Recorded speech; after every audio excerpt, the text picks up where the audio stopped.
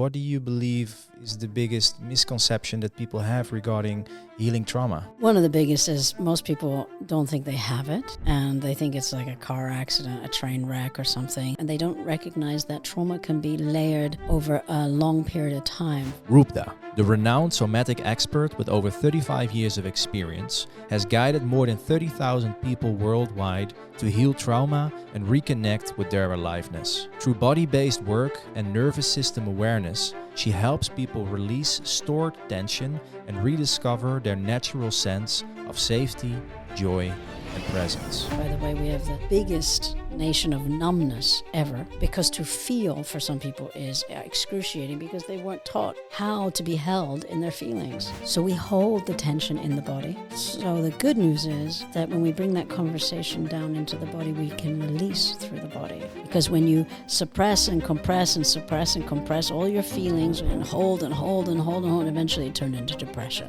He felt dead inside. He really worked through this stuff. He was amazing. And he had his somatic release. And he got in touch with his aliveness again. If we would break down somatic work, is noticing that your body's not in balance. Whether it's your digestion or migraines or something is out of alignment. You can ignore it until it's not ignorable. but how specifically do you do that? So for example, Rupda, you've spent decades on helping people heal traumas through body work. And rather than focusing on the talking, while talking is great, you always say that transformation really takes place when you start working with the body. Why do you believe that, and what do you mean? hi, thank you for having me, by the way. And, and I've come to notice over the 35 years, I've been on the journey 49 years.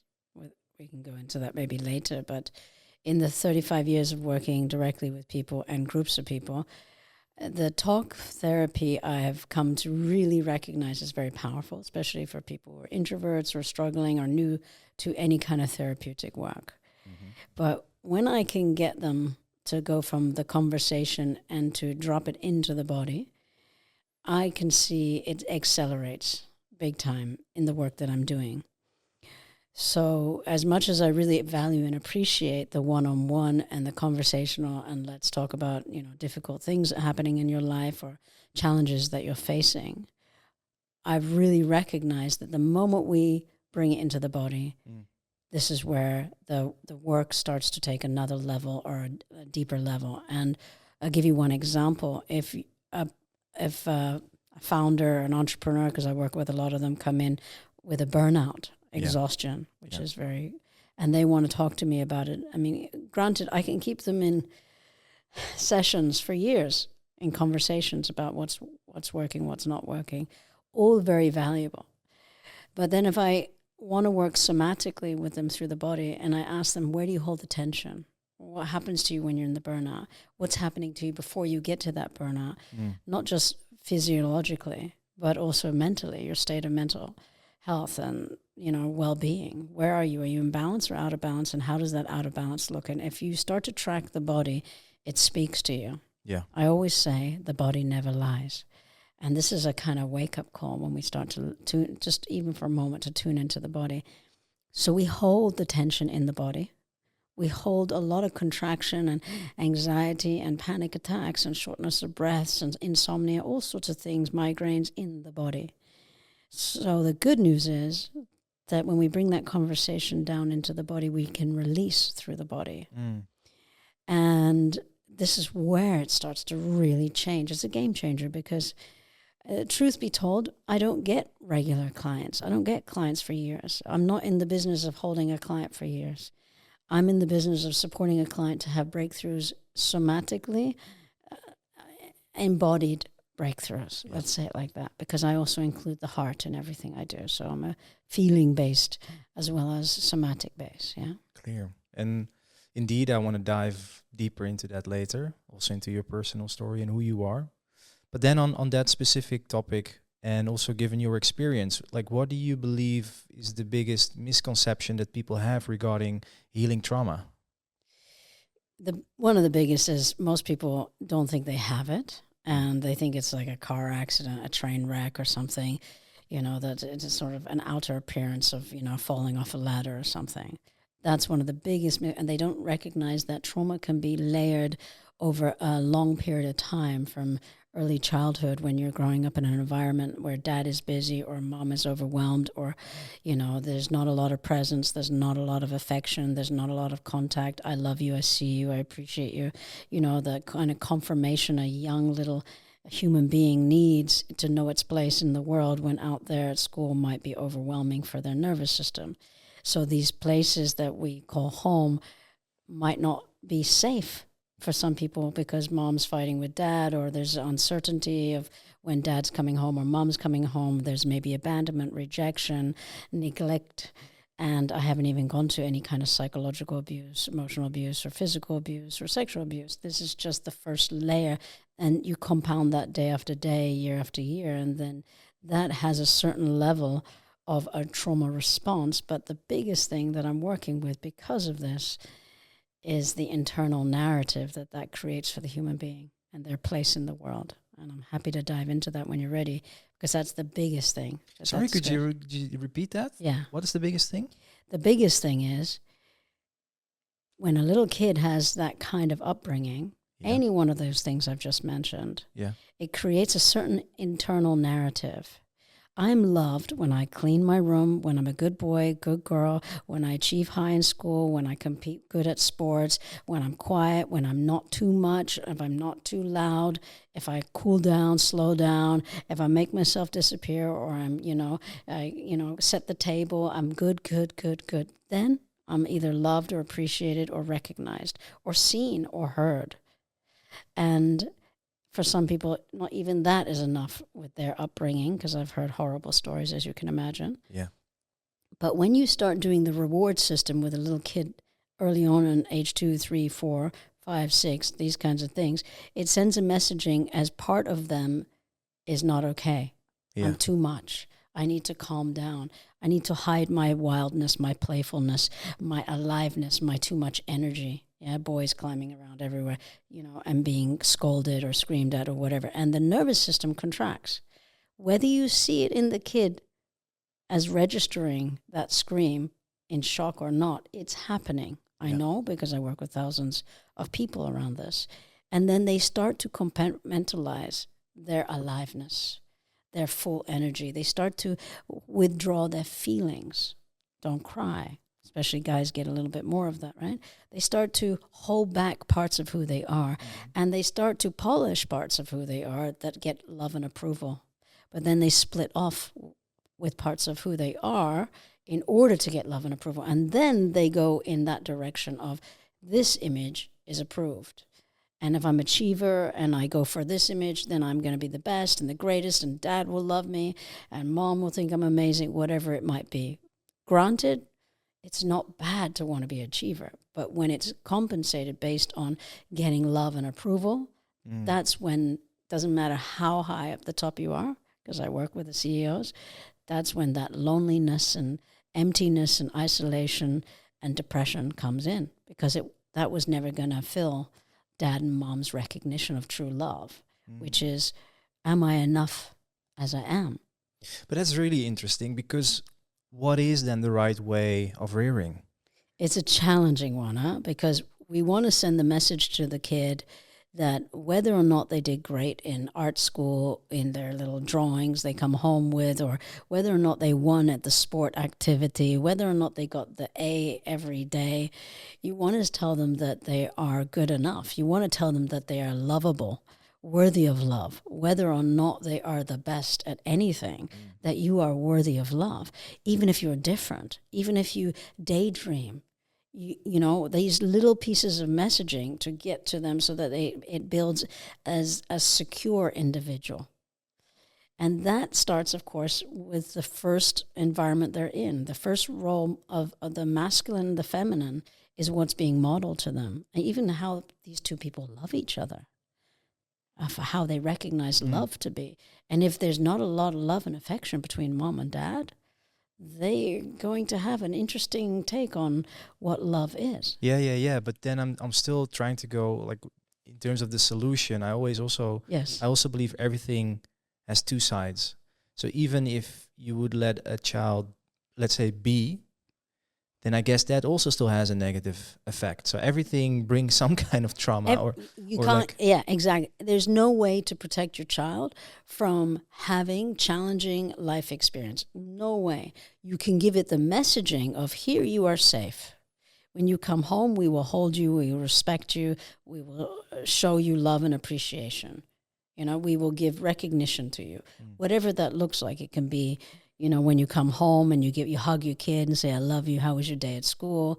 You bring to bed, you check in, how are you doing? And you get curious about how he or she's feeling, sometimes even asking about feelings. And if they cry, you don't shame them or humiliate them, but you say, hey, what's going on? You want to share about what you're crying about? So they don't start to lock inside. And what happens today, by the way, we have the biggest nation of numbness ever. Everyone numbs out these days, and now more so because we have devices, right? Yeah. But it's not only devices; it's what we consume also in terms of food nowadays compared to alcohol, drugs, and the Dutch they know that too, of course. So it's pervasive, because to feel for some people is excruciating because they weren't taught how to be held in their feelings. Many upbringing. So yes, life is going to be challenging. Yes, that kid, you cannot cotton wool a kid from having life, but what you can do is show what safety, how that registers in the body when the body can relax. Yeah. So there's a quote I often say that I wrote many years ago. Your ability to relax is in direct proportion to your ability to trust in life. And people who are tense, hypervigilant, unable to relax, they have a restlessness, you can see they're not fully relaxed in their human beingness. No. And often it indeed goes hand in hand with control. Yes.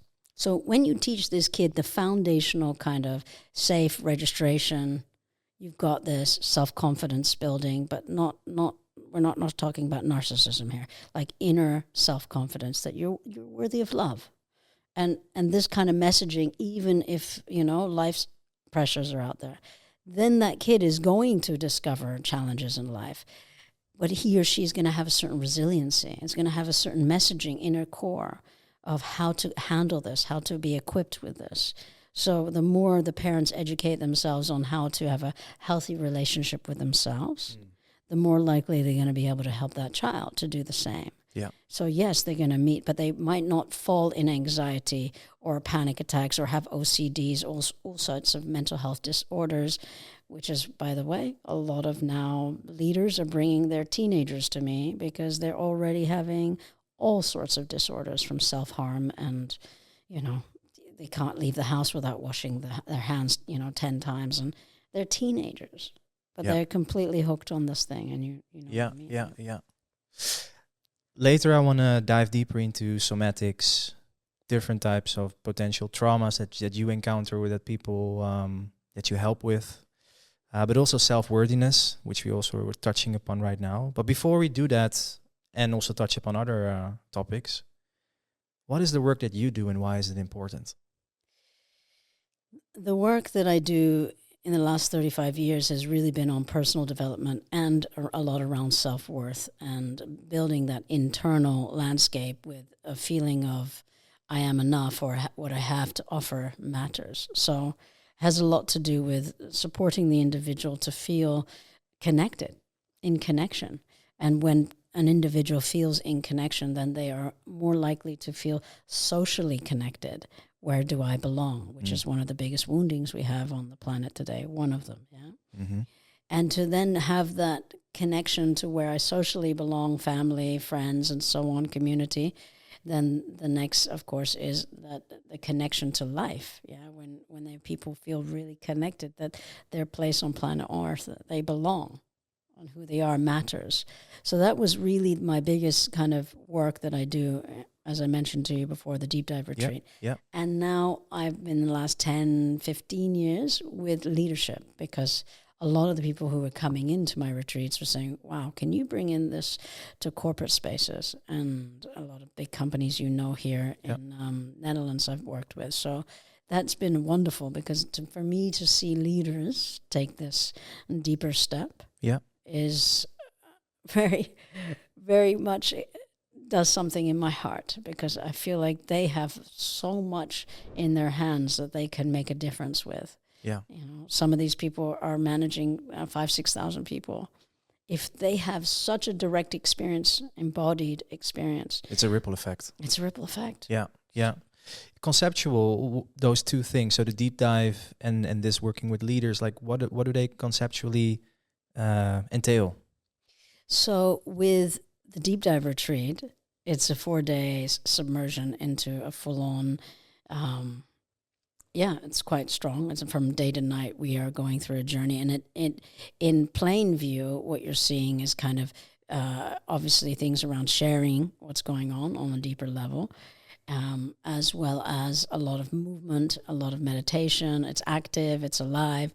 And so that's the plain view. But what's really happening in that sort of intimate space is people are starting to, in the first day, already starting to really open up and talk about some of their biggest life challenges, where they feel burnt out, stuck, frustrated, disconnected. So those are also often the why. So like people are feeling, burnt out indeed, or low on energy, maybe a bit depressed, things like that.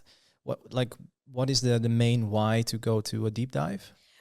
For those reasons, where people just feel frustrated, or intimacy is not happening in their relationship, or there's no connection, or it's usually career, health, or well-being, and relationship with self, or relationship with others. That's with the intention to deep dive into yourself, in a way. With the intention to get answers. People want answers. Okay. How did my life set up in the way it is today? How the fuck did it end up this way? Yeah. Why is this not working, or that not flowing? Why am I struggling here? Why am I not having connection with my kids or my partner or whatever it is? Or things aren't manifesting in my work. People get to a point of frustration. You know what frustration creates is movement. All right, I'll go to this fucking deep dive, but they better have the answers for me. Yeah. It creates a movement, right? Yeah. People don't come to me when they're happy. And then the leadership part? The rebellion, we call it the rebellion leadership and facilitators training. And that part is for people who want to, usually they've done deep dive because they've had the fucking full-on expanded experience of, wow, this is the tools that we use there. We then apply it into the leadership work. But of course, they have to be adapted into team spaces, corporate spaces, and personal spaces. Everything we do in that leadership training is self-applied first. Yeah, I'm sure you know this. If we're not doing the work ourselves as leaders, then it's kind of hypocritical. Yeah.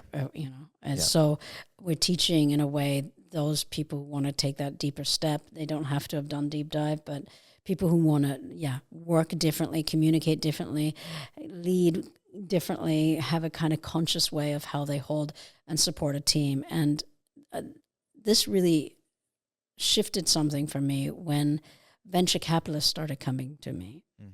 And they had an agenda, which was Rupda, go into this startup, and save them in a way, because it's their investments, and get those founders to get along, or get those people to get along, or get their team to get on, their highest talent to stay. Whatever it was, they had an agenda for me to, and they said that's the one area that they cannot predict, control, whatever matrix they have or KPIs. The one thing is the human factor. So it's so valuable today that leaders get this, that if they really want to do differently and keep their company flowing and growing, that they have to do this inner work, starting with themselves, and be willing to have some really human experiences with their team. My whole team that I work with now, front and back, it's growing exponentially.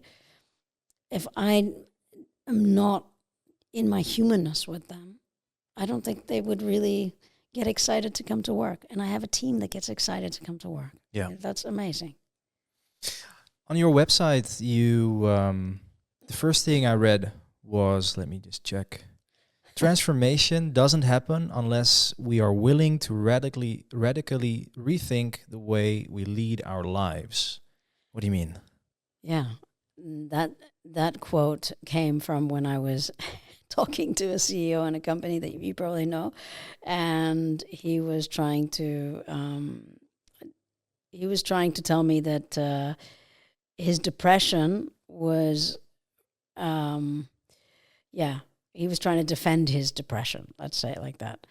And I kind of was hitting him on the head and saying, look, you can stay in it. And you're very identified with this depression. And then I said that quote.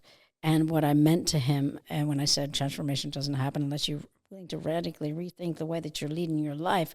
And right now I see many things unraveling around you, and you feel like it's outside of your locus of control, and you've bought a narrative that is so strong that's taking you down. And unless you're willing to kind of snap out of that thinking process and join me in another way of doing this, it's going to keep you. But that's the interesting part, because I'm sure everybody knows someone that could use help. Maybe you're yourself, but let's say you know someone.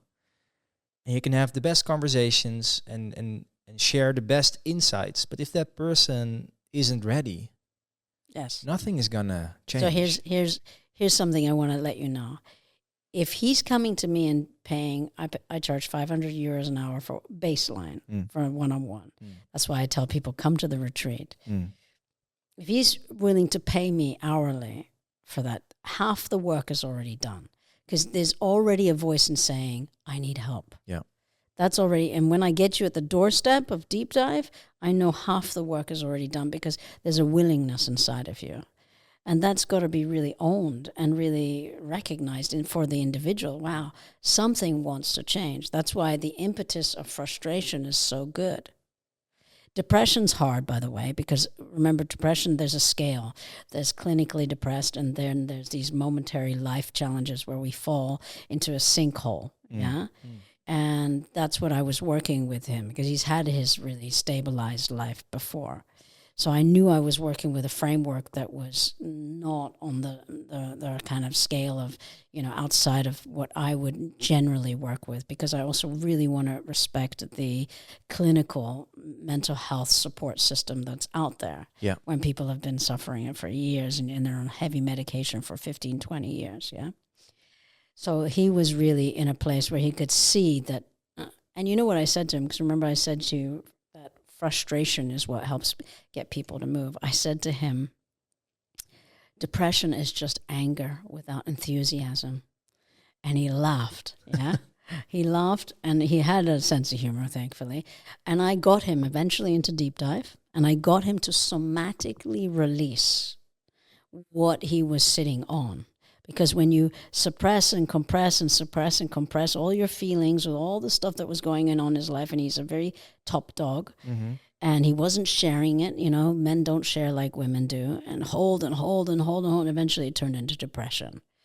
And all those feelings just piped down, but he had nothing. He felt dead inside. And he really worked through this stuff. He was amazing. And he had his somatic release. And he got in touch with his aliveness again. Nobody gave that to him. That was his own self-realized place that he needed to go to. Yeah. But he needed to do it when he was ready. But indeed, do you then believe that, like, it happens when the time is right, or is there some way that you can help and nudge people sooner into a direction? Because, like, there can be people that come to you over and over again with the same problem, and then you have a good conversation, for example, as a friend, and then they're like, oh, this really helped. And then a few weeks later, same story. Meaning that person actually is not actually ready or willing to make a difference. But you would love that person to make change in a way. Absolutely. It's not your responsibility, of course, but I'm just more asking this out of curiosity, or do we just need to accept the time's right when the time's right? I believe the time is right when it's right. And I can certainly say that if people are on the fence with me and I said, maybe you're not ready for it. I know that usually pisses them off. I said, come when you're ready, come when you're ready to set your house on fire. That's a metaphor for my way, and then there's a willingness to crack open and see and experience differently. There's going to be probably even listeners right now hearing this podcast going, I'm fine, and totally feel functionally fine. There's people who function on a high stress, fine. But then one thing that loses the seam of the thread, and the whole house of cards can collapse in them. And then they go to burnout or depression or drugs, alcohol, some kind of coping mechanism. And then they wonder, how the hell did I end up here? But I do think, like, when things are fine, you don't always need to search. No, right? Because exactly. if you're on a wave, surf the wave. Exactly. And then that at a certain point, that wave is done, and then you'll need to find a new wave, and that's maybe when you dive a little deeper into what you need. And having said that, some people are on the I'm fine as their auto response. Yep. And the partner is saying, hey, baby, let's talk. I'd love to actually have a deeper conversation here. And they're not able to reach that person. They're not accessible, available, reachable. And then that makes you wonder if that person has a willingness to have any depth. And people who can't go a little bit deeper into a feeling tells me they're cut off from something. And if you're cut off from one feeling because it's too scared, because there's hurt, pain from the past, then you're likely to be cut off from other feelings, around vulnerability and so on. So there's fine, which is genuinely, I have months of being blissed out. I have an amazing life where I feel good. And I say, genuinely, I'm good. It's rare I'm not good. But then there's auto responders. Yeah, I'm fine. And those are the ones, if they're listening, they usually need to hit a wall before they recognize, oh yeah, actually there's more going on inside. Yeah, and it's exactly.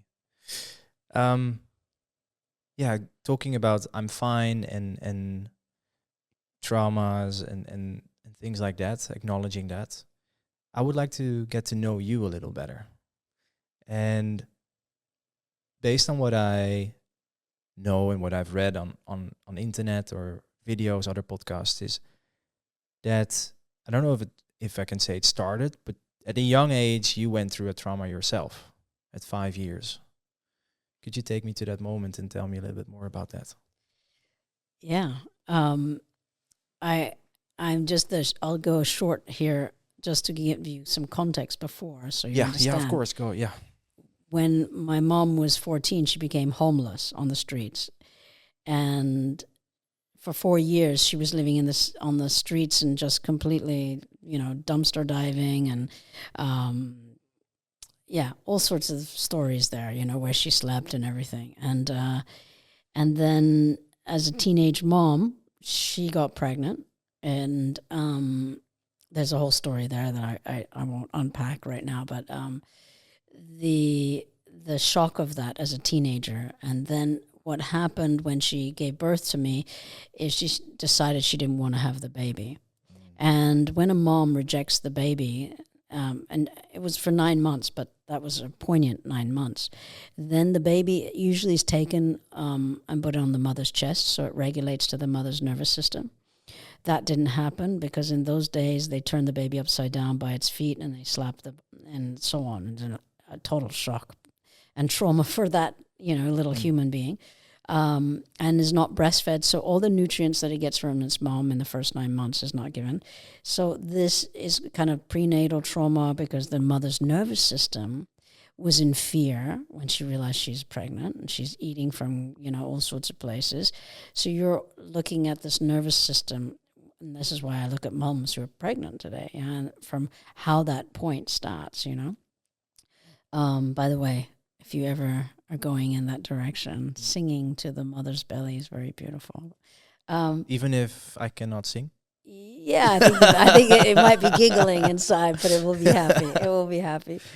And then when she went to get back the baby, a year later, she collapsed. Something horrible happened. She was robbed, stolen on the streets, the whole thing, and passport, everything, and money. And then I was taken away for 6 months. I was 2 years old. And then at age 5, I witnessed in those few years some really, really, really bad things. A lot of violence, so I won't say it on the podcast, but and a lot of things happened to me as well. So my mom dropped me off in boarding school. This was in Oxford. She was living in London. This is your biologic. This wasn't your. No, by my biological mother. Oh, okay, yeah. like that. Yeah. Okay, okay. So sorry, I'm trying to understand. So she had a lot of violence done to her, yeah, and she witnessed. I witnessed a lot of violence to her, and a lot of violence was done to me. but what do you mean then with the rejection? So she rejected me when I came in birth. Yeah. And then when she was robbed and everything, when I was 2, the social services in London took me away for 6 months because they found her incompetent. And then at age 5, because of all the violence that was happening in the house Yeah. with my mother's husband, they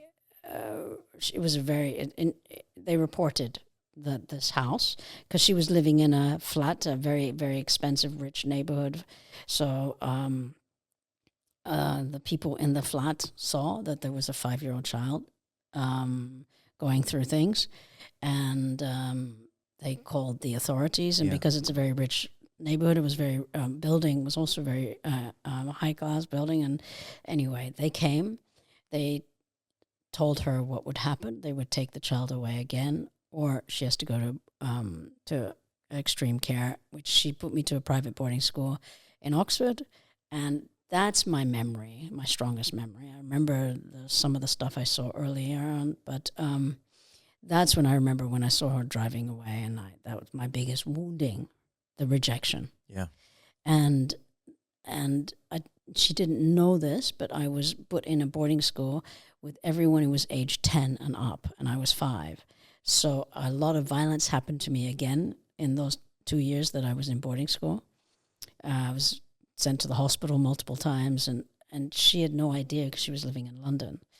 So But you went to the hospital multiple times. Yeah. That's because other children did their, they were unconscious. The kids are kids, right? So they cracked my head, and they did. I'm your listeners, if they're watching this, they can see that I'm a woman of darker skin. I'm ethnic because I'm Mediterranean mix of. So I guess that would maybe played a part of it. I don't know, because it was mostly whites in there. And so when I left boarding school, I was 7 years old. So from 0 to 7, I didn't speak one word. I was nonverbal. So, and when I look back at it as in what I do for a living, if I looked at this girl as a subject, my client, I could see that she was in absolute shock and completely withdrew and caved into a world inside her head. Mm. And it was not safe. And what was pivotal was when my mom, this was the mid-70s, took me to Scotland, to Dumfries, Scotland, a place called Semiling, a Tibetan Buddhist monastery. Yeah. Okay. And she took me, and all of the monks, the Buddhist monks, didn't speak English. And it was amazing, Michel, because they were walking with me, this little girl who didn't. And what I got in that moment, massive somatic registration of I am safe, I'm loved, compassion, consistency, structure, holding, discipline, all of these elements that a little girl didn't yet have, which was amazing, that I didn't have to look for a perceived threat that was going to come at me. But how come did you experience that? The way that the Tibetan Buddhist monks were with me was so gentle and kind and playful, and without words. Without words, because it was all done in the nonverbal. Yeah. It was beautiful. And they were chanting, and I didn't even know what their chants were when they would do their meditation. Every single morning I would wake up at 5:30. I got into the big monastery place where all the Tibetan monks sit, and at 6 a.m. I would chant with them, and they're wearing their big robes, and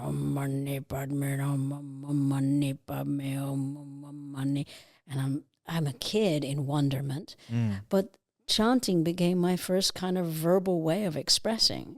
And it was amazing because they would look at me and they'd just smile and laugh, and maybe they just thought I was the cutest little thing because I was mimicking them and loving it. And in that moment, I coupled safety with community and spirituality and connection all in one moment of my life. That was one of the biggest transitions of my life. Because from that moment on, my journey of my spiritual journey, independent of my mom, because she didn't wake up every morning and do that with me, became my way. And from that moment on, I joined a commune. I decided to change my name, and I decided to move in a spiritual community and traveled the world. And my mom surrendered and said, okay. And I mean, that was the best part of my mom. She said, this kid has, her own independence quite quickly, obviously, in my life.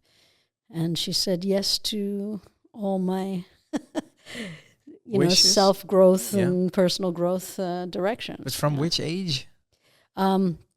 Because she brought me there at 7 in the mid-70s, and we were full-on Tibetan Buddhists at that point. And when we would go to London, we were eating in all the health food stores, and I wasn't a Hare Krishna, but listening to all these, the yogis with their white hats, and so we were so entrenched in that kind of. It was a big movement happening in London in the mid-70s. The Beatles were going to Maharishi, and it was Bob Dylan was on the way, and Bob Marley, and it was emancipation, and by age 9. I got into another teacher, which I will refrain from saying his name because it's very controversial, and it's a name that, even though he taught me a lot, I also don't really want to associate with today because I am my own individual person, yeah. And he's, he taught me a lot about meditation, philosophy, and awareness and bringing things into consciousness. And that was the upbringing of my life, living in an ashram in India to living, in different communes around the world.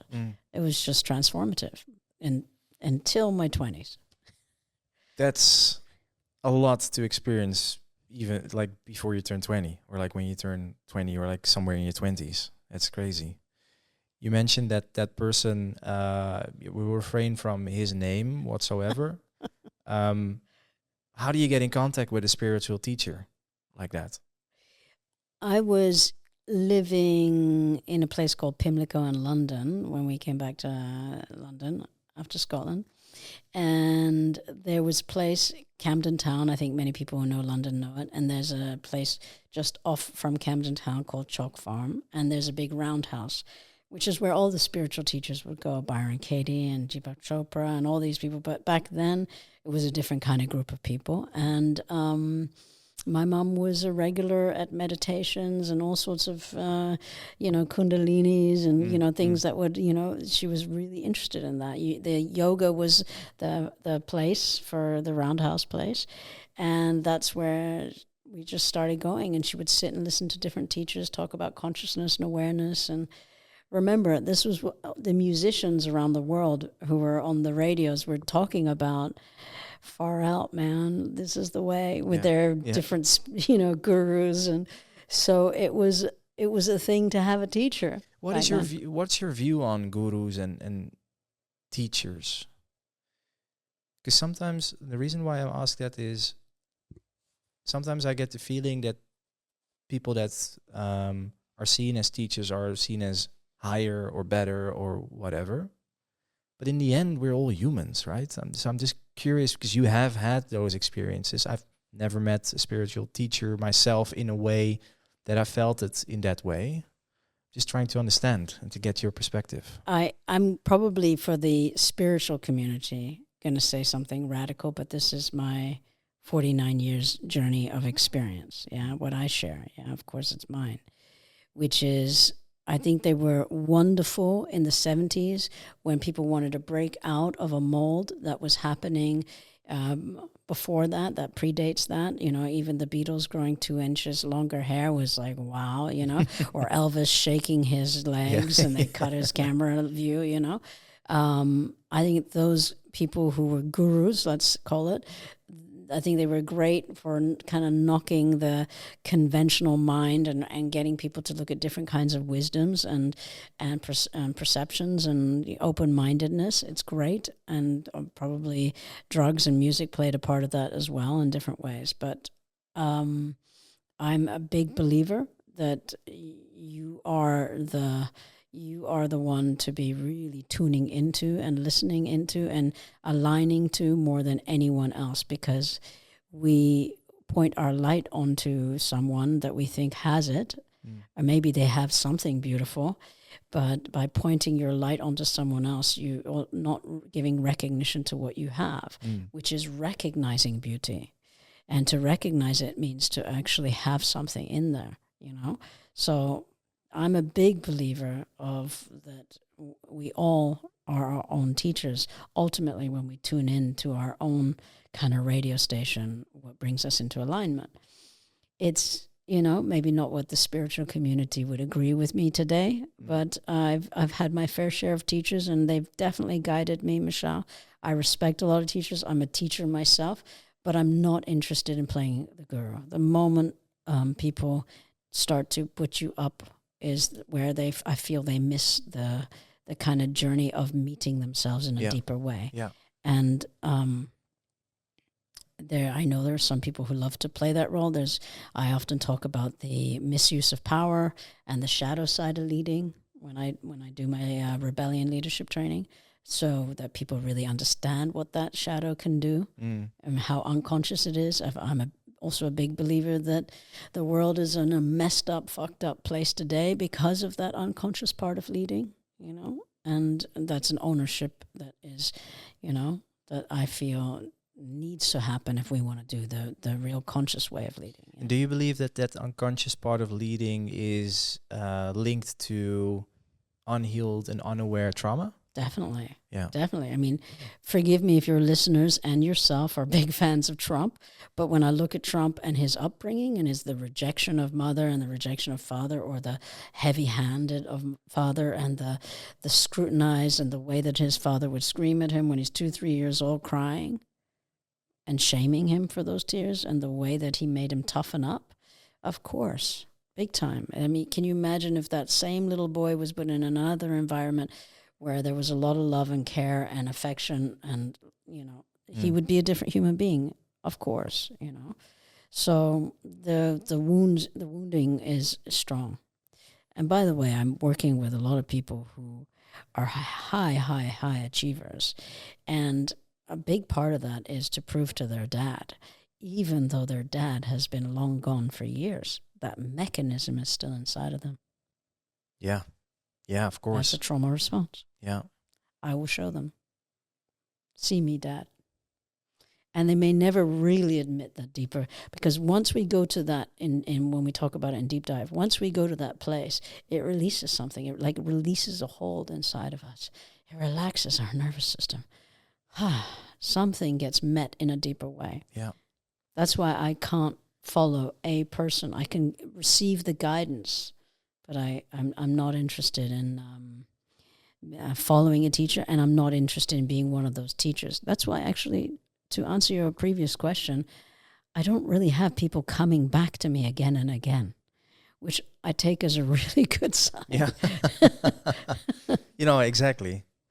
And because you just mentioned like the different things that you've gone through in your past, which I'm curious, like, what would you classify, if you would classify your trauma to be? That's a good question.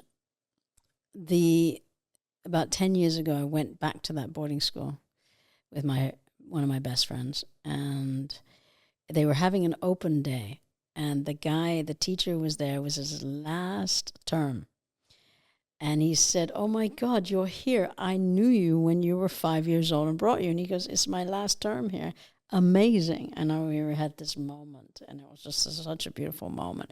Actually, I don't remember him, to be honest, but he had a moment. And then I had a moment seeing him, you know, in that. So, and my best friend, who has 9 clinics just for children on psychology to support young children, in London, and she was there, and we started talking. We had so much fun. Anyway, the long story of it is, we said, "We'd love to see my file." And he turned to me and he goes, I can't give it to you now.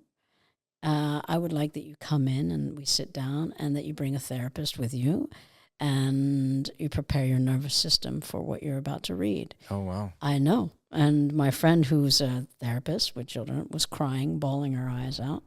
I had never seen a response like that before. And I was looking at him and I was like, and I said, is it really that strong? Because I'm a therapist. And he goes, it's really that strong. And that's how shut down I was. Yeah. That really testament to how shut down it was. And then if it wasn't, Michel, for the spiritual junction that I had at that point, that really did a 180 for me. And it was very transformative. I don't think I would be in a good mental health place today. I would have been maybe in addiction, all sorts of places I could have gone in different directions. But because I had such a strong holding in a deeper inner work so quickly right after 7 years of trauma, that really was pivotal for me. So I would have said it was a heavy case for sure if I had a client like that. And I would have worked what's called titration, step by step, to support them. But have you then never had, let's say, as you say, like this is already a symptom of like not having any emotion when hearing about it, but like in later stages of life, things that actually still required additional work or release or whatever? Yes, absolutely. By the way, I love your questions, Michel. I really love your listening capacity too. Thank you. And Thank you. yes, a lot of how I got into this self-growth work, because I was already doing retreats as a participant, age 10, already doing all sorts of things, like working with adults in a room, processing mother, father, all sorts of things. I didn't fully grasp how unique that situation was, and then as I'm growing up as a teenager, hitting pillows, listening to music, release work, doing all sorts of things to, face these parts of myself, or to release things that I was carrying, or to also honor the fact that I was, had felt rejected, neglected, abused, all sorts of things. I had to work, and that was like a layers and layers. And that personal growth journey was my life in a way, because my upbringing was so unique. I was in a commune. I didn't do the conventional lifestyle. And the deeper inner work had to be done. I had to look and face my shadows. And then by the time I got into my late teens and my early 20s, I was flying high. I was in an ashram in India, and then the teacher dies. And of all things I decided to do was jump on a plane and basically I moved to LA and lived for 5 years there, because I so badly wanted to know what it was like to be normal, to live in the world, to be in the world, to have a job, to have a bank account, to have a credit card, to have a car. So I completely jumped ship from my spiritual community and went in an ambitious direction to know what it was like. How long did that take? I succeeded really well. I did incredibly well with money, bank accounts, big house, big account, big, American lifestyle. But I had a big depression. I didn't, empty. All of a sudden, I had something that I never, ever experienced in my life, which was overwhelm, stress, alcohol, drugs, and depression. So, and could you link that to emptiness? I'm a big time. I felt so alone. I would go home at night, all that success, and feel so lonely inside, so disconnected. What was needed to solve that? I had rejected this, not rejected, but in a way I wanted to be cool. I was young, in my young 20s, I wanted to know what it was like to be out there. And I knew that eventually I had to circle back and do the very thing that grounded me, which was meditation and practices and the way that I self-talk and the way I self-coach and all the tools I have learned over the years, as well as what I was training myself in, which was the trauma work. It was just inevitable. I had to come back to this work. But I came back from a place of having experienced some really, really dark places in myself. a second time round. Yeah. One was choiceless because I was a kid, but the second was something that I consciously chose. And now when people come to me with their depression or a burnout or anxiety or panic attack or disconnect or overwhelm, I can stand there and hold them in it. Yeah. Yeah. You mentioned that the work that you needed to do was needed. Does that then also mean that the work is done? No, I believe life is a continued journey. I think I would be pretty bored if I was just sitting in a mountain blissed out and that's it. Because I love this quote. You might have heard about it. We're not, we're spiritual beings being here to be human, right? Mm-hmm. We're not human beings here to be spiritual. And why I love that quote is once we embrace our humanness, something softens, something relaxes inside. And having a relaxed state of being is amazing. Yeah. So do I still have life challenges? Absolutely. Relationships are great to confront you with all sorts of things. Yeah. Do I feel 90% of the time true inner happiness? Yes, because I've touched it so many times. Do I have my moments of, wow, this is strong, this is intense, this is a challenge, fuck, And do I meet it differently? Yes. I don't now have to control it. I don't have to push it down. I don't have to project it onto someone else. There's a sense of, wow, what is this teaching me? And as that next piece of vulnerability, which is being with my team, for example, if something gets triggered, if someone, gets activated, to really speak from a place of doing the work. Yeah. Yeah. Yeah. Yeah. I would like to dive deeper into somatics. Yes. What are somatics? What is somatics, actually, I guess? When we refer to the somatic system it's a body-oriented, informed way to listen and to guide. Of course, I take the holistic approach. The science approach is, biometrics and things like that, where they're looking at symptomatics and, heart rates and, the EKGs, and they're looking at brain waves and circulation, immune system, and the autonomic immune system, parasympathetic, sympathetic, and so on, and the rest and digest. And that's all part of it, absolutely. And how I include that in my work is that if I'm asking you about a challenging situation that's present day in your life, and I listen to your response, and then I track your body while you're sharing it with me, I get often another story. And the body never lies, right? So it's a typical one. If I say, the foot's like this, up and down, tapping, tapping, tapping. And I say, hey, Michelle, you relaxed? You're like, yeah, I'm relaxed. I'm good. No, I'm good. Yeah, I'm good. And you'll be amazed at how many people, that's the auto response. I'm fine. Yeah. Mm-hmm. Tight jaws, tight neck, tight shoulders, tight.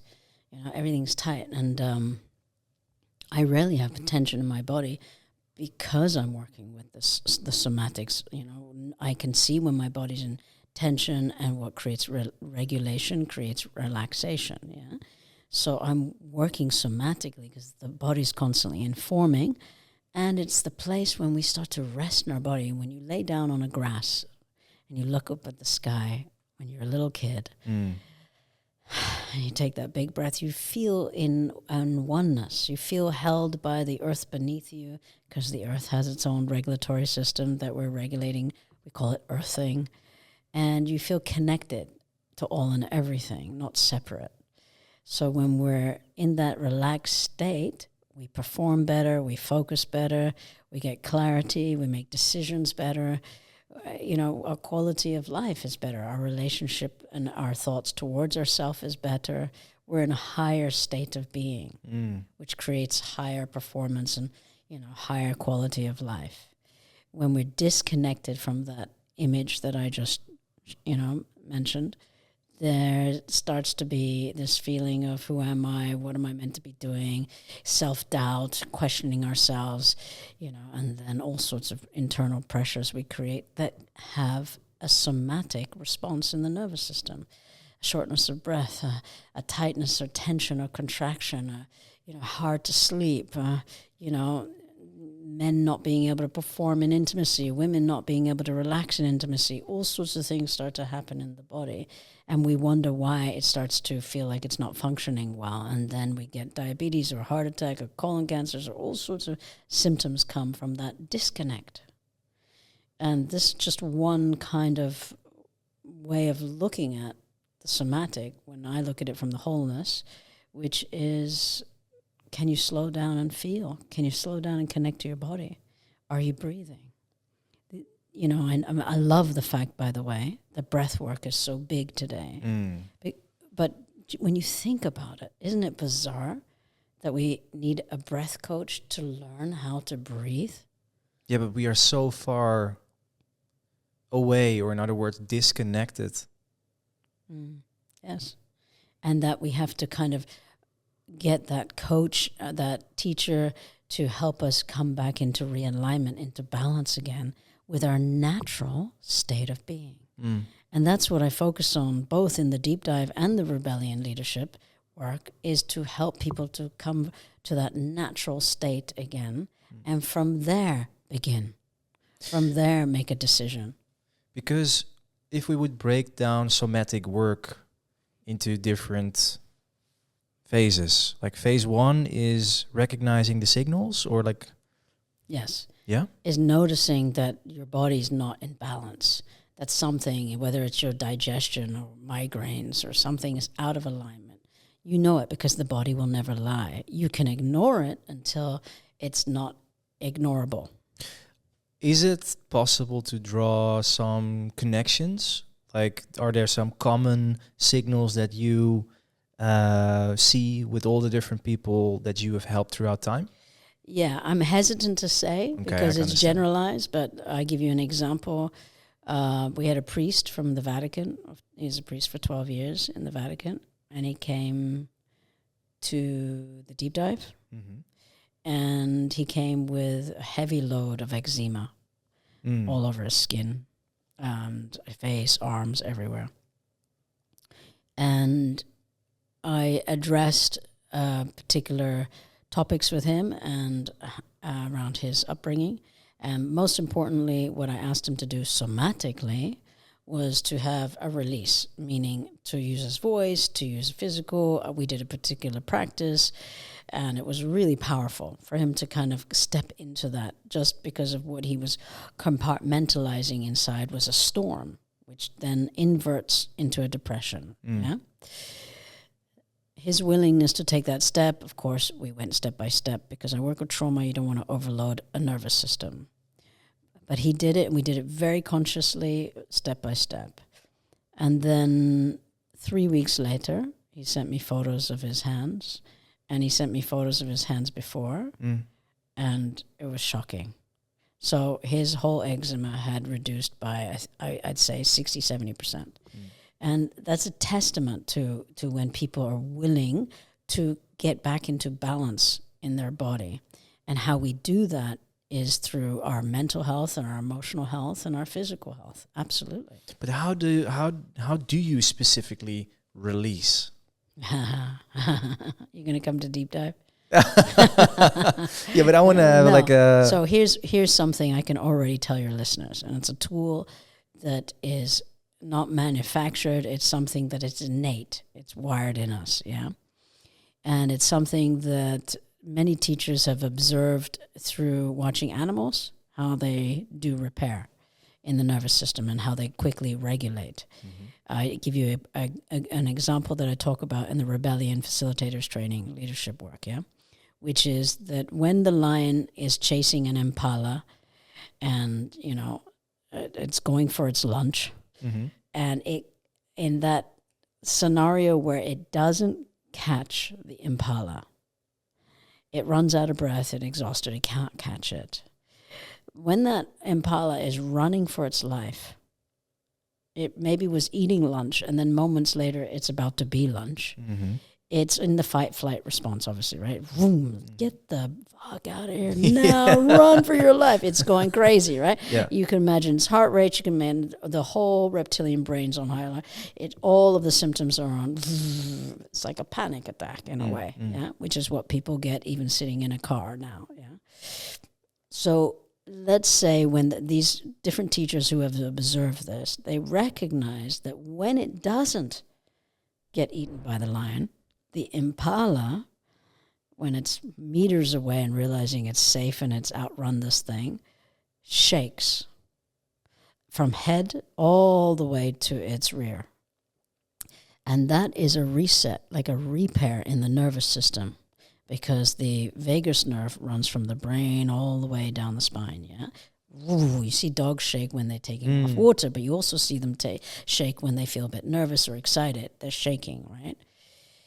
So this observation, many different teachers have witnessed, and they've really come to recognize what that's done to regulate the nervous system. And then all of a sudden, they were eating lunch and then going from eating lunch to about to be lunch, and then they're able to go back into rest and digest and eat lunch again. I mean, that's something we're not doing. And when some of these different teachers, one such teacher was Peter Levine, could recognize that, but there are other people. You have a local here, a Dutch guy called Bessel van der Kolk, and you have other people. And the one person I want to mention is Dr. David Bertelli. And he recognized the shaking as an important part of the trauma release. So the trauma release is something, we do it slightly different in Deep Dive. We go even further. And I don't want to give too much away, because if I get people in their head about the release, it makes people go into, oh my God, that's really big. How do I do that? You know, but it's powerful. So I've got some access points and entry points that help people to really step into that power, you know, and the self kind of empowerment, not power over people. That's not what I'm interested in. I'm interested in people feeling a deep sense of empowerment. Yeah. Yeah. So you guide them into that moment. Absolutely, and then they do the rest. Yeah. For me, a leader, a good leader, a great leader, is when people are leaving feeling that they did it themselves. It was not dependent on me. Yeah. And I don't like to create dependencies. That's why I don't have a lot of repeat customers. Yeah. I like to give it so much that they can walk away knowing that they have what it takes and they can continue. And this observation of the shaking is so powerful. Actually, my teacher in the 70s taught us shaking, Kundalini meditation. Yeah. And I didn't get the connection until years later when science brought it in, that really it's helping people deal with tension and stress. So if people listening right now, for example, are sitting in an office, not in a car, if you're driving, please no.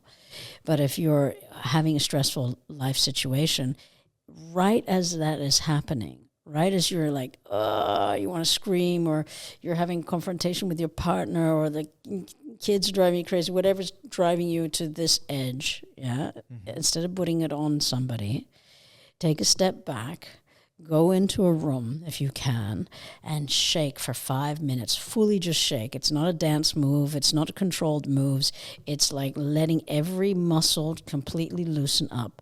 And you will see over time it starts to soften the tension around jaws, neck, your shoulders, you know, the solar plexus, the chest, you know, where we lock in tightness. And this is already a big step for people who hold tension somatically. Yeah. Yeah. That's great. That's powerful. While you're saying this, I'm also then starting to wonder, do certain causes relate to specific blockages within the body? So for instance, somebody that suppresses anger. Yeah, I mean, I'm very aware that there are practitioners out there today, especially holistic ones, who will make a direct link. And I'm hesitant to say that, even though I might say, yeah, people who have eczema, definitely, they could be something around releasing anger, yeah? I'm hesitant to say it because I stay away from the kind of black and white generalization, because I see each person is unique, and there could be a completely different thread that opens them up. And so I hesitate, but what I would say, which I can be for some people controversial, which is I do believe that when the body's out of balance and an illness comes, even though medical science says, oh, it's hereditary that you're going to get prostate cancer, I'm also a believer that if your internal house, and when I say internal house, I'm going to invite something to your listeners right now, the head center, heart center, and belly center, which represents the body, and I'm happy to tell you more about that. Please, when those are out of alignment, when like your mental health, emotional health, and physical health are not in good alignment, that we are likely to get things that happen out of balance. So I am a believer in that when you do emotional cleanup work, mental cleanup work, physical cleanup work, then you are likely to be in a really healthy state of being. And lower your chance considerably in something being out of balance. And you mentioned those 3 centers. Can we dive a little deeper into that? Absolutely. So one of the first platforms that we work with in the facilitators training and the leadership training is working through these 4 centers of intelligence. Mm-hmm. The head, and the head has 2 parts, the conscious and the unconscious. Mm-hmm. And the unconscious, we can have a little bit of fun here if you want to follow up on a question here, because I think we can go there. So there's a lot happening in the unconscious. This is the biggest part that I'm working with, in the human psyche, right? Then we have the conscious, which is awareness and consciousness, and then we have the heart center of intelligence, which has its own intelligence today. We're really recognizing that the heart is it goes into resonance and congruency with people, and has, even though many people have numbed out from it, it has a richness that it offers. Bravery, courage, forgiveness, compassion, love, all sorts of things come from the heart, passion. And then we have the somatic, which is what I work with. And then the 4th state, what I work with, is where I personally believe is the biggest transformation, which is the unknown. The unknown. The unknown, which is, if you imagine a kind of a figure standing with these 3 centers of intelligence lit up, and then you imagine this circle, this massive circle that they're in, which is the unknown, which is we all have elements of our life that is just not in our sphere of knowing, as well as in our sphere of control.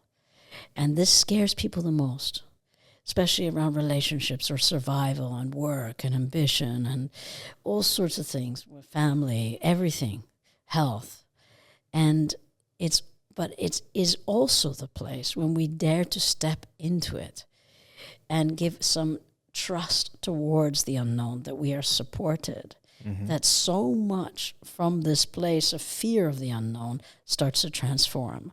And what you come to recognize is it's supporting you in a big, big way. And as a leader, facilitator, I work with it a lot. And it blows me away every time. But how specifically do you do that? So, for example, I will stand up in big conferences and I will ask somebody to put up their hand, and I'll say, do you want to work with me on stage? I have no idea who they are, what they're about to come up and say. It's pure trust. Yeah. That's one element of the unknown. I have to trust that this person's going to come up and whatever it is, something's going to happen.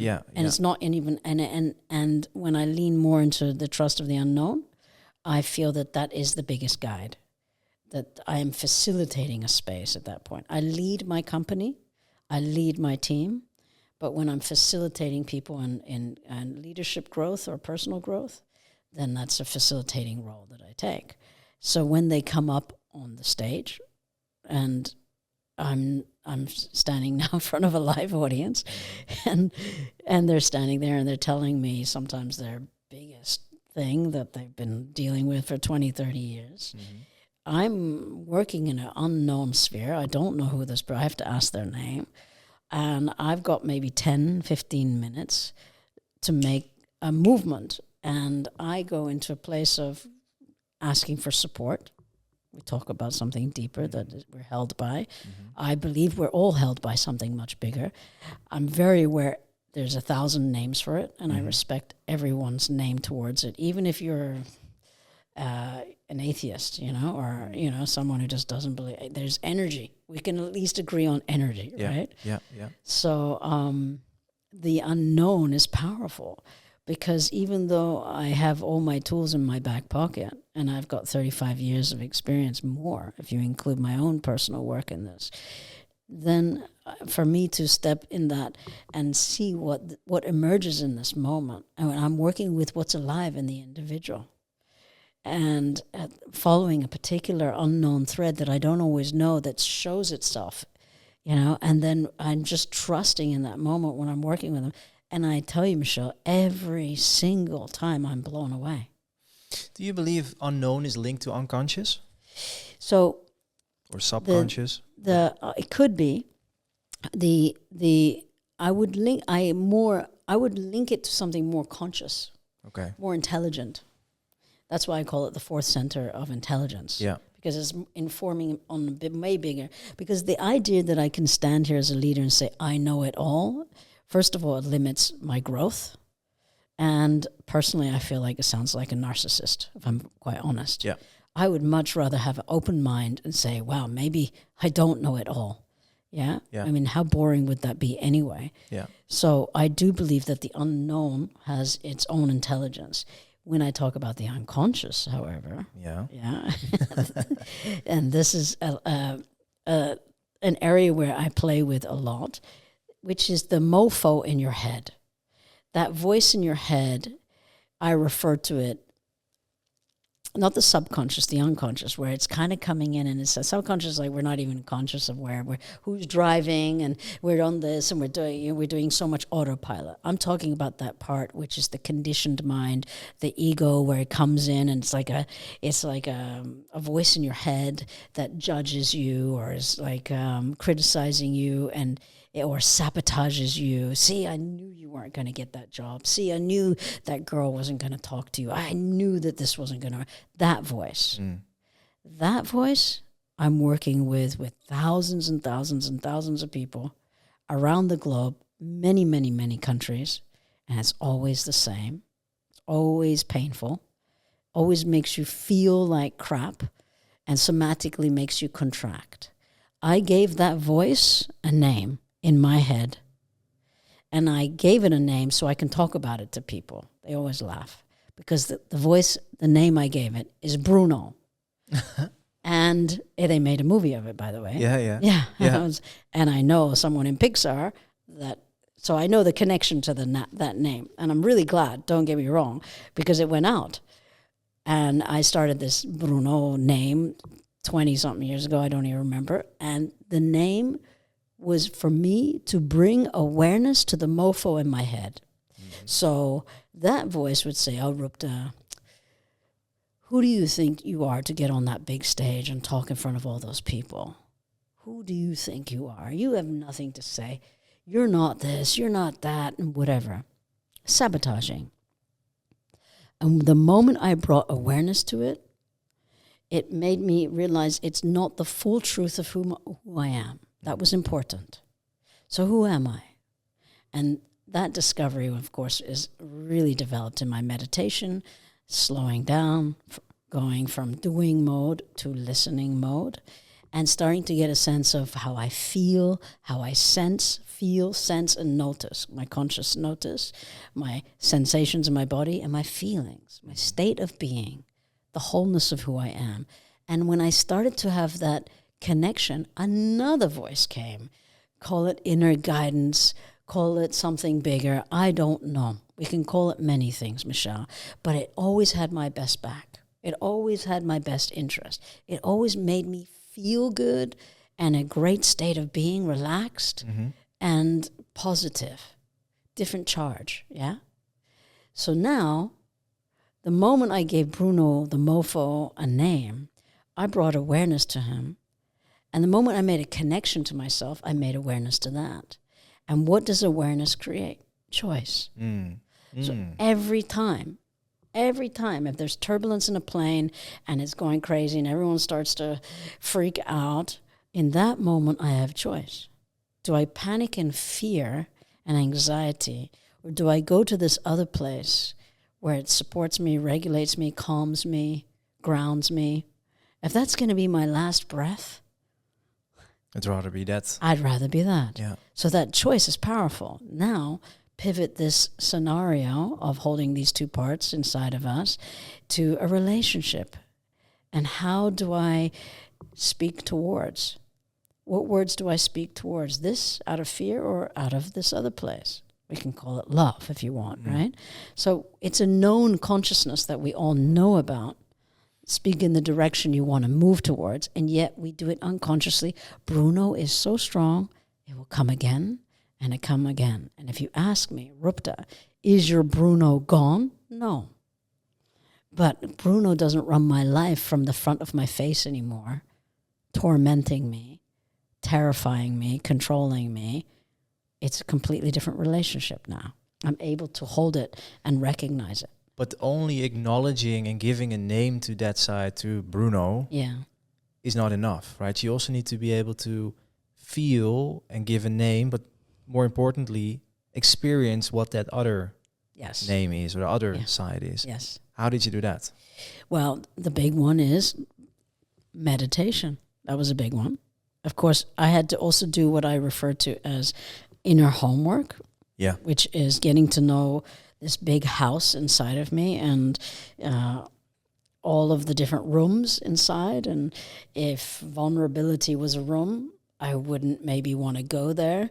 But I knew that if I would open the door and lean my head in and then one day sit there and allow myself to feel vulnerable, that would be a big healing. So it was getting to know my internal space somatically, my body, knowing when I actually am not in a rest state, tuning into the signals of my body, learning to be okay with different aspects of my feelings that I maybe didn't go to or didn't give permission to or didn't show.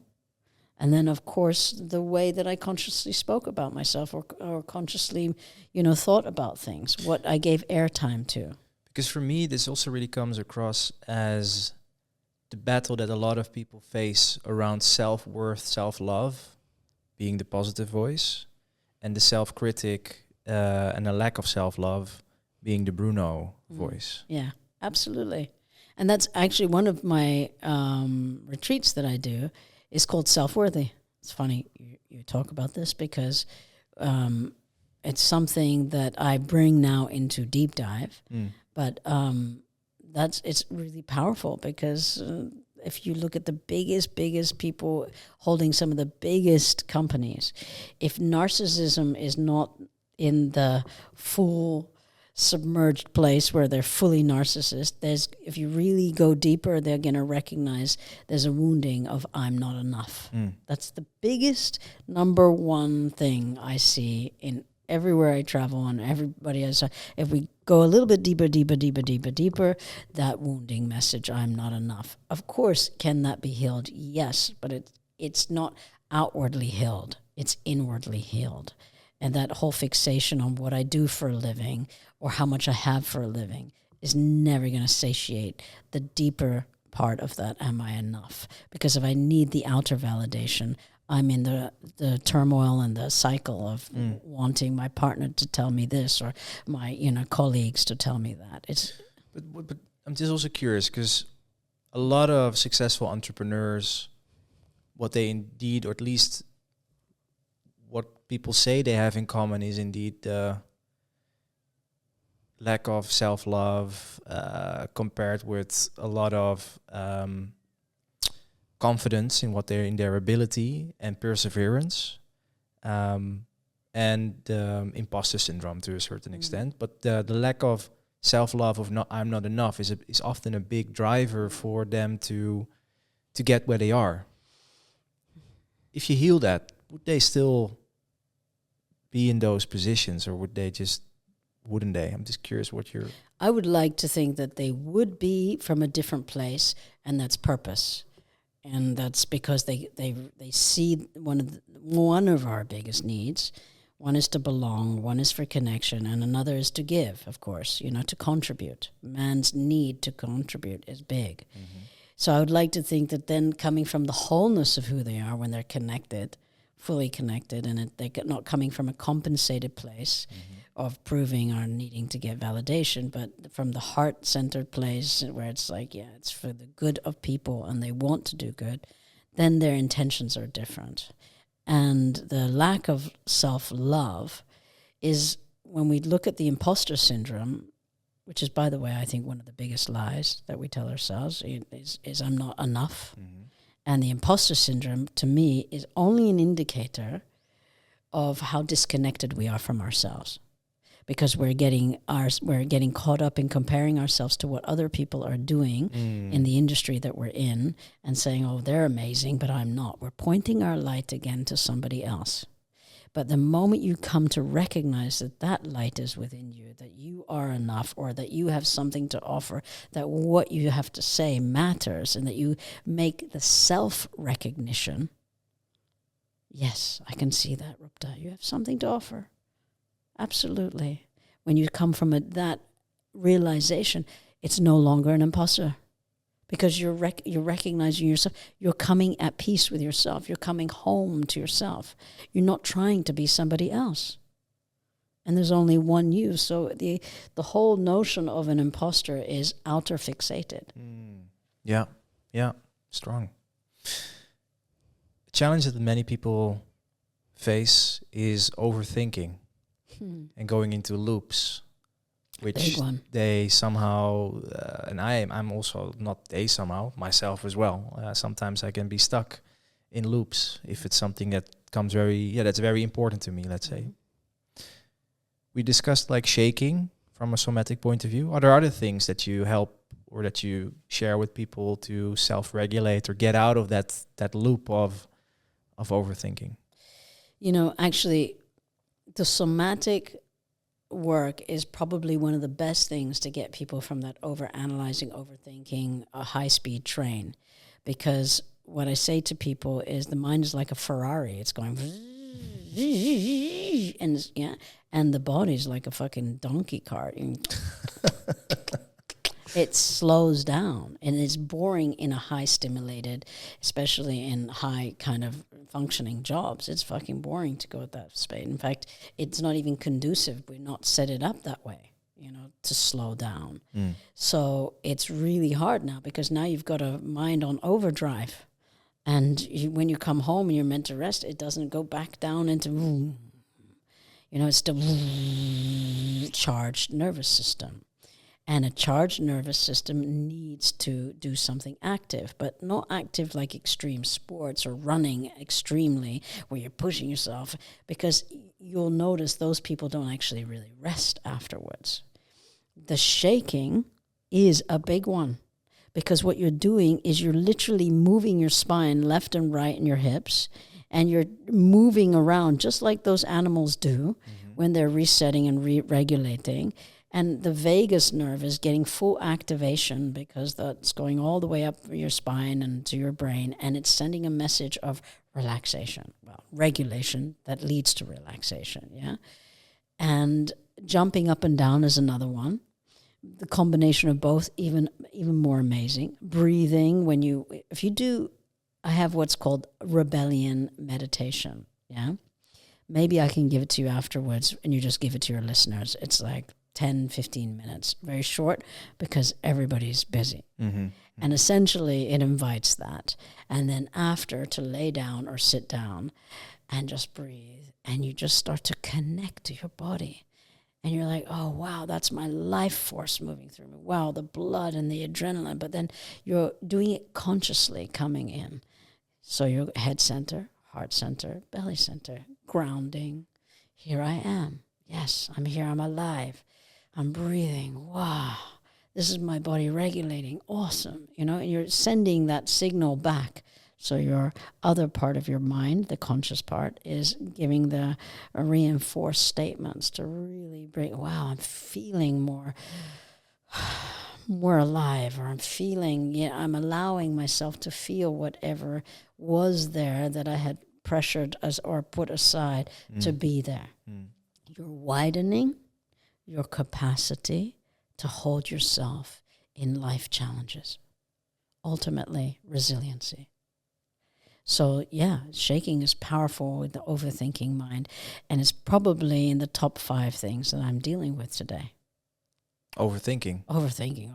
Yeah, but how do I slow down? And I said, you'd be amazed. I had a guy, and this is not the only person, of course, but 2 shots of espresso, and he's like, I don't know how to slow down. And he had 2 fucking phones, 2 shots of espresso. I say, motherfucker, how can you slow down? You're not even breathing. So I have to take you out of your environment, bring you into deep dive, completely put you in a different environment, to have you have a full reset so that your nervous system can regulate again and you can know your natural state of being again. What's your view on coffee? It's a delicate one because I can see the love for it. It's created a social connection, you know? And at the same time, when you look at it from the nervous system perspective, it doesn't allow it to rest. And so if you're someone who's high strung or overthinking, and then I would be like, wow, see what it's like. But there's such an addiction to coffee today, more than people actually know, that the idea, and it also has a certain, dopamine hit. It takes people out of a kind of a blue state, you know? Yeah. But that also tells me that can you actually, I mean, I'm almost 60 and I have energy and I have a lot of energy. So it tells me if you have to be so dependent on your 20s and 30s and 40s on coffee, it tells me something's out of alignment in order for you to feel good or have energy to move through the day. And yeah, people love that intensity and stimulant. And yes, but you're going to crash. Is it sustainable? You could probably do it for a long time, but you won't enjoy the slow down simplicity of life. Maybe your kid's running to you, I love you, and because you can't even be present because you're overwhelmed. Overwhelmed leads to kind of people where they get like overdone and, you know, they're just like burnout. Yeah. Let me check, because we covered a couple of things that I wanted to discuss with you. Let me see. Self-regulation. I think we also, for people that are listening to, it's the shaking, I would say, right, for now. Absolutely. And that will be coupled with breathing. All sorts of things come into that. I mean, it's a powerful thing. Yeah. We started the conversation around that the real transformation starts when working on the body. Does body versus mind really exist? I would say they're connected, if that's what your question is inferring. Yeah, absolutely. I feel that all these centers of intelligence, even something that we're, you know, I'm somebody who loves quantum physics, just to be transparent, and I see that energy and that we're part of all and everything, and the biggest woundings that we have in life keep us in separation, because the pain that many people hold, they isolate with it. They don't talk about it, and then they feel separate. They feel like so. When we are connected to all these, you know, parts of who we are, and we make them okay, and then it changes the kind of alchemy of how we do life. Yeah, because when you were talking about the unknown, that for me already felt like quantum physics and experimenting or playing with that side of the spectrum. But it also touching upon those 4 elements or 4 houses. What was it? 4 centers of intelligence. 4 centers of intelligence. That was also touching upon a question that you wanted us to discuss, and I actually just want to phrase it and then see what the concrete answer is. So, who are you without your self-talk? Something like that, right? Mm-hmm. What's the answer to that question? The answer, who are you without the story you keep telling yourself? Oh, yeah. Which is a beautiful question when you think about it. Who am I without the story I keep telling myself? And the simple response is, I'm free. I'm free. Because the story I keep telling myself might be, for example, I don't look as good as that what she's wearing, or I'm not as successful as he is, or I'm never going to be this, or my body's not that, or, whatever the story, I have to do more and be more in order to be worthy of love. All these things that we say to ourselves that can be crippling or self-sabotaging or, self-doubt or whatever it creates in the fear base, yeah? And then when you take that story, all those stories away, I'm free. I'm free in the sense of, okay, I'm not comparing myself to anyone else. Wow, this is really nice. I walk into a room and I'm relaxed with people. Can you imagine my whole nervous system? By the way, anxiety is a big one. Social anxiety is a big one, yeah? Can you imagine I was sitting in a conference room and stand there in front of all these people, and now I'm about to talk and I have nothing prepared. Let's see what happens. Let's just see what happens. And the people backstage are freaking out because I have nothing prepared. What? But can you imagine if we rest in that place of deeper trust, and we don't go into...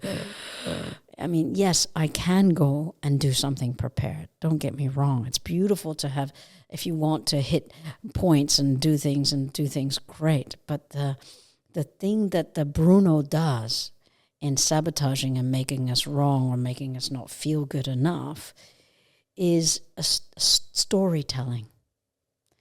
Another storytelling from your past. Do you remember when you were shamed? Do you remember when you were humiliated? Yeah, don't take off your shirt here. Don't do that.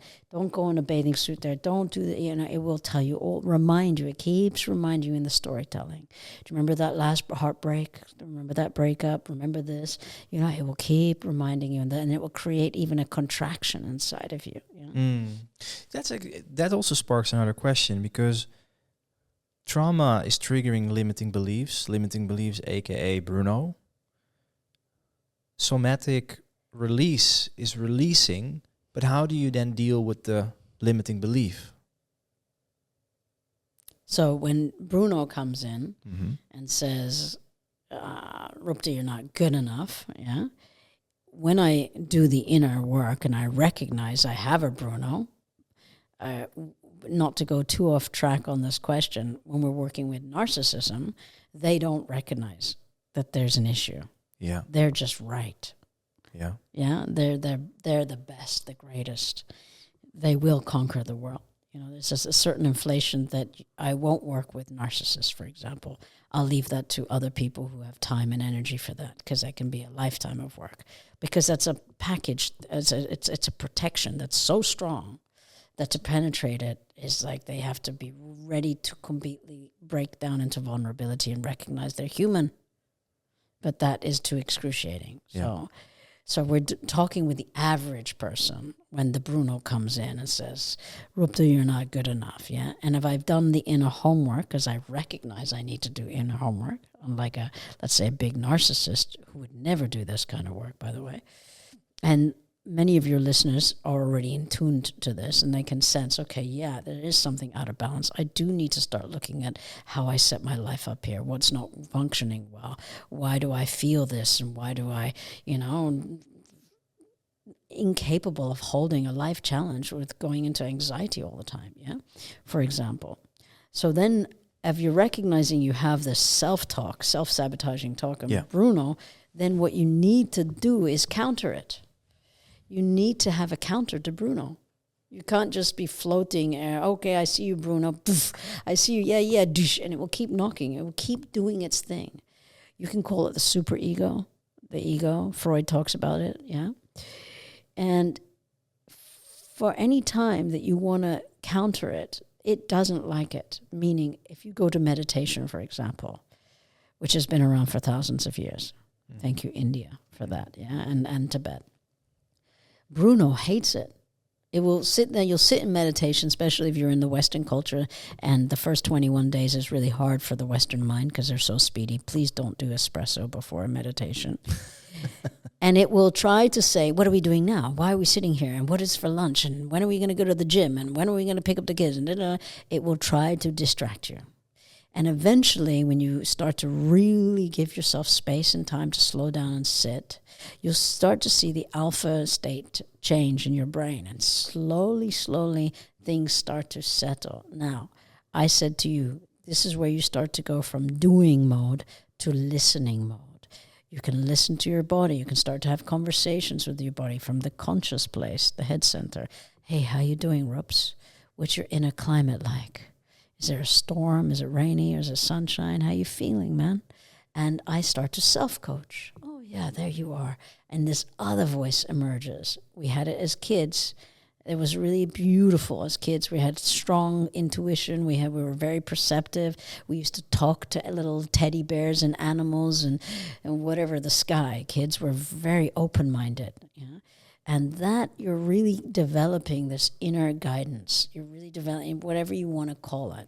Channel of grace, something intimate between you and something else. I trust whatever it is, you will know it because it will feel different somatically, emotionally, and mentally. You need to establish that. And when I say this, I know that Bruno's lazy and he will seduce you. And it's addictive the way that he gets you. He's very quick and he's very clever. Okay, you've meditated 5 minutes. Well done. Good job, Rups. Let's go.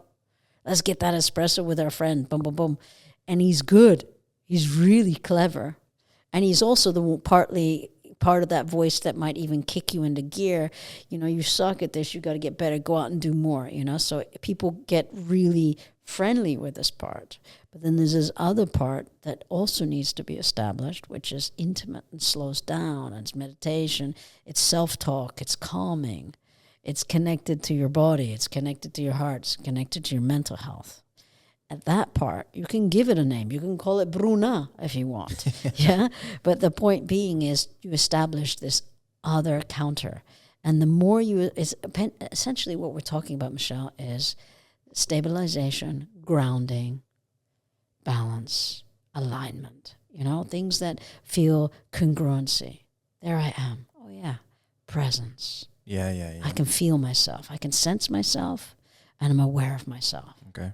That needs to be established. Give it a name if you want, and that will counter this mofo. And because this mofo is strong. If I knew the off button of the remote on that, I'd be like way ahead helping people. So if we would then summarize or transfer all that we discussed now, and we take somebody that comes to you with to heal trauma. Yeah. Are there certain steps, or is there a certain way you would deal with that? Like, how do you help a person? Because of, depending on people, what they're coming in with, if they're coming with stress, overload, and burnout, some people are coming in with a direct acknowledgement of a trauma, yeah, like neglect or all sorts of traumas, yeah. Then we can deal directly with that trauma, and usually I will make an assessment, a kind of a sense of what would support them, yeah. Is it better one-on-one or deep dive? Generally speaking, I try to support people to come into a retreat environment, because when people start to share together, even though a lot of people are introverts and have social anxiety, this is only in the last few generations it's really excelled, yeah? Why do you think? Because we don't need to go outside of the house. Yeah. If I'm honest, I used to play outside all the time, yeah, in London, yeah. And so sorry, you bring them in the community? And we do something that if I say to your listeners now, it might turn them off and they go, well, I'm not doing that, yeah. There's no way I'm going to do that, share in front of people my stuff. No freaking way. Respect, of course. I respect that. But here's something that we forget, which is that our ancestors, doesn't matter from which background you're from, they came around a campfire. They came around that fire and they talked and they shared their songs, their laughter, their joy, their tears, their music, their dance, their prayers, everything around that circle. That was social connection. And everything was held in the community and everybody supported everyone. They shared, even if they were fighting another country or tribe, they shared their wins and their woes together, their battles, you know. They shared everything. There was a fabric of support, and we are wired for connection. And when you start to take that away today, is what we're seeing today. Yeah. That it creates isolation. Yeah, it's very interesting because this summer I went to Italy, and one of the places was Naples. Yeah. And their community is still very much alive. You see people all together, young and old, living outside, fishing on the beach, whatever. But you can just feel it's way more together compared to here in Amsterdam, where it's much more everybody just living in their own cubicle, literally, because there's not that much space, doing their own thing. And it's a totally different vibe. Totally different. And then when I have somebody who comes to me and says, hey, Rups, can we work on this? And, you know, I know, having done this for decades, I can keep you one-on-one for years in sessions, and it will be beautiful, don't get me wrong. But I can also bring you into a 4-day retreat where we go somatically, and what I do in 4 days could take me years, because now you're not facing me anymore. But still, because then... like I came back with this feeling, but then life hits. Your agenda gets, my calendar gets filled. I don't know, friends and like people get family. So then also you're more like in the first years for sure busy with that. So like in the life here, regular life here in for regular purposes. No, what I'm trying to say is regular life in Amsterdam. Is this way more individualistic in a way? And I'm just trying to, how can we bring that community kind of, I would love to have a more community kind of vibe. Yes. So I want to just create one, of course, but I'm just thinking bigger than just only my own community. Yes. Maybe I shouldn't, but yeah. No, I think that community is one of it's my value. It's one of my big, because it's what saved me at age 7. So it's a big one. And the to answer your question, if people didn't have an upbringing where they had a registration of love and connection, they don't have a reference point. So they're maybe having like expending their whole adult life, not having a deeper registration reference point. Then you come into something that you take away this one-on-one therapy, and now we're coming back to something ancestral, and we're doing something really powerful for the nervous system to have a reset, a repair, so that it regulates. And then people are having a deep connection of what self-love is like. And now they have a reference point. That reference point is a new experience that you can't undo. The mind expanded by new experiences is never the same shape again, right? That's new synapses growing in the mind, which is powerful because now when they go out and do life, that reference point exists no matter what, because they can't undo what they, so they have a different registration and they know what their point of center is. Yeah. And how to come back into regulation. There are going to be moments, life is going to throw you heavy curveballs, a loss of a loved one, maybe something, financial crisis of something for them. And that reference will always still be there because it's intimate between you and the other. Would I love to see this community really, really, really grow? Yes, it is in the Netherlands because we do it here right now. What are we in? What year are we in? 2025. May next year will be the last one in the Netherlands, 2026. But we've been doing it here for years. There is a community here. And there's a community in Latin America, and we do it in Africa. And I can say to you, based on what I'm seeing, that all those people who have done the deep dive, we call them deep divers, it's like code for we can really talk now. So there is a community. Yeah. And a support system. And we do ongoing work as well in that. Yeah. It's needed. Community is needed. Let me see. We're going towards the end of this beautiful conversation.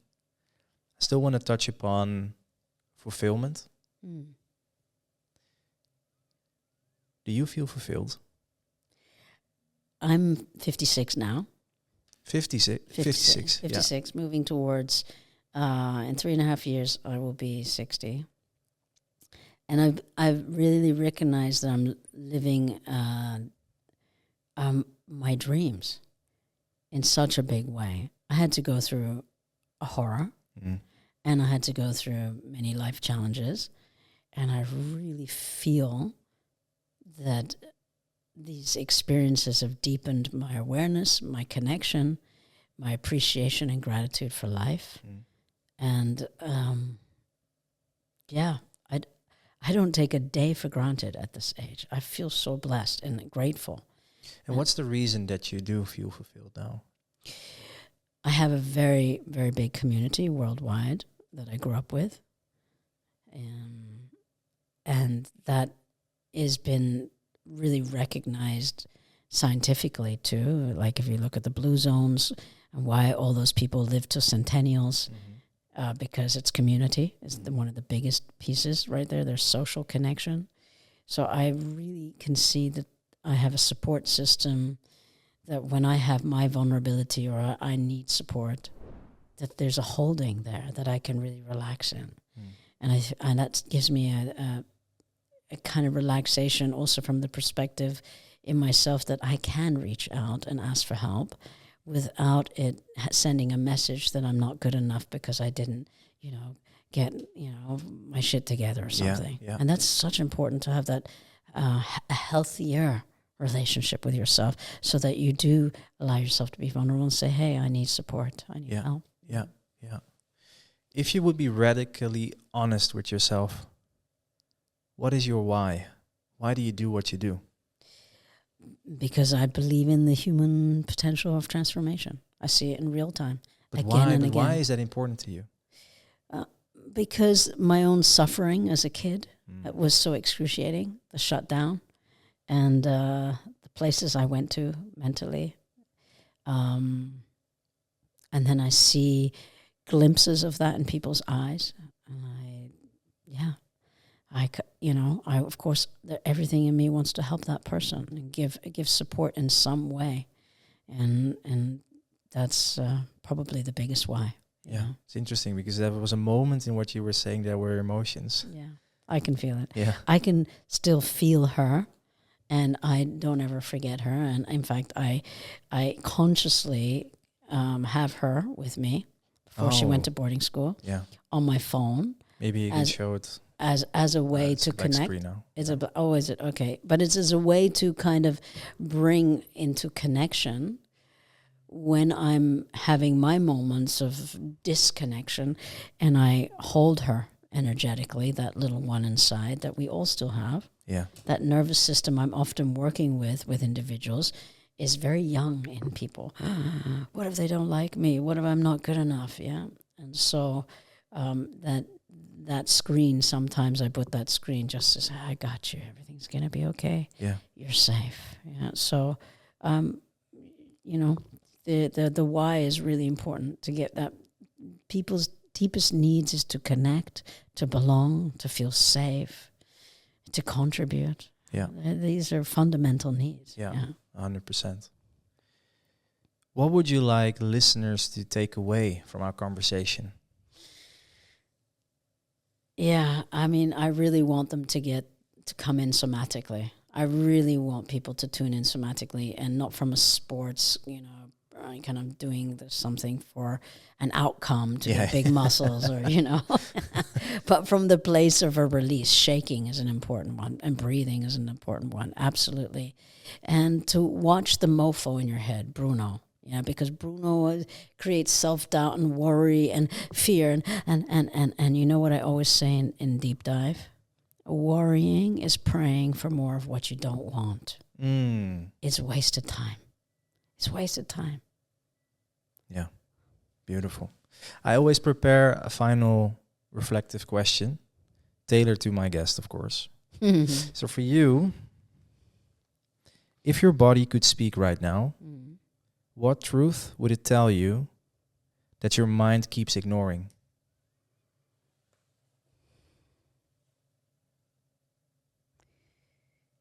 playfulness is one of the biggest things that my body loves, is to go out and play, to dance. And my mind loves to say we don't have time for going out and dance and being wild and free and playing, and and every time I do it, I feel so good. So there's a beautiful couple that I'm staying with, and we were talking about this today, actually. And when him and I wrestle a little bit and she and I dance, something relaxes. So it's such a sweetness. It's like that childlike freedom, again, that I was telling you, where you connect to your aliveness. And my head says, no, we don't have time for it. It wants it. No. That's the Bruno, of course. We don't have to. And, something I've said before, which is, having been on a 49-year journey in this kind of spiritual community and conscious community, I don't believe that, spirituality is serious. I just don't have it. I don't have that recognition that it has to be so dogmatic and serious.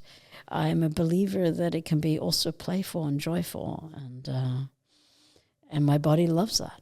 My body loves the expression of that, and of course through dance and movement and playfulness. That's a big one. Yeah. Nice. Thanks for being here. Hey, thank you for having me, and thank you for doing this in English. Yeah. Really you're welcome. First one in English, and thanks for that. Thank you.